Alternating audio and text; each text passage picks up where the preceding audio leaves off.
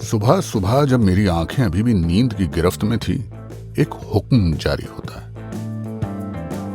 अरे सुनो, मंडी से भिंडी, मशरूम और फ्रेंच बीन्स ले आओ। फिर क्या था, फर्मा बरदार शौहर मिशन FB यानी फ्रेंच बीन्स पर रवाना हो गया।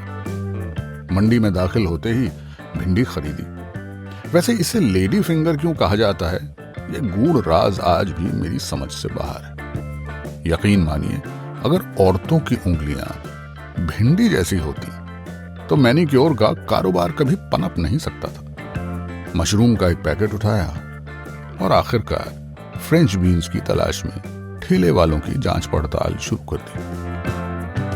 अब जैसे ही चिकनी लंबी हरी सब्जी पर नजर पड़ी, दिल ने पुकारा, बस मिल गया FB। मैंने फौरन 250 ग्राम तुलवाई और घर लौटा। सारा सामान रसोई में रख दिया और कुछ ही देर में अर्धांगिनी मेरे पास आई और ऐसा चेहरा बनाया जैसे कह रही हूं, तुमसे क्या उम्मीद रखी जाए। और फिर मुस्कुराते हुए एक चिकनी लंबी हरी सब्जी उठाई और सवाल दागा, ये क्या है? हमने भी फख्र से कह दिया, फ्रेंच बीन्स है और क्या है। वो ठहाका मारकर हंसने लगी और फिर फरमाया, ये फ्रेंच बीन्स नहीं है, गवार की फली है। अब अर्धांगिनी तो कभी गलत नहीं हो सकती। और उसका हंसना रुकते ही मैं सोचने लगा, क्या गवार की फली और फ्रेंच बीन्स हम शक्ल है?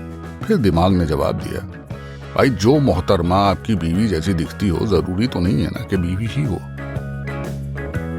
और यही हाल सब्जियों का भी होगा। उसके बाद मैंने दोनों सब्जियों के नाम पर गौर किया।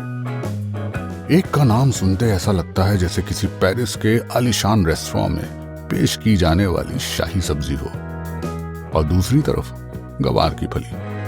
अब गवार का मतलब तो आप जानते ही होंगे, अब इस पर क्या इलैबोरेट करूं। जब दोनों को एक साथ गूगल किया तो गवार की फली कुछ दुबली पतली, कुपोषित यानी मैल न्यूट्रिशन महसूस हुई, और फ्रेंच बीन्स ऑब्वियसली सेहतमंद, बेहतर। यह देख मेरे अंदर का हिंदुस्तानी एकाएक जागा। अब मैंने सोचा, क्या हम अपनी वाली को इंडियन बीन नहीं कह सकते? नाम सुनने में मेक इन इंडिया की फील भी आएगी और गवार की फली को इज्जत भी मिल जाएगी। और साथ ही मोदी जी से दरखास्त भी है कि फ्रेंच बीन्स को तुरंत बैन किया जाए और या फिर शहरों की तरह उसका नाम बदल दिया जाए। जय हिंद।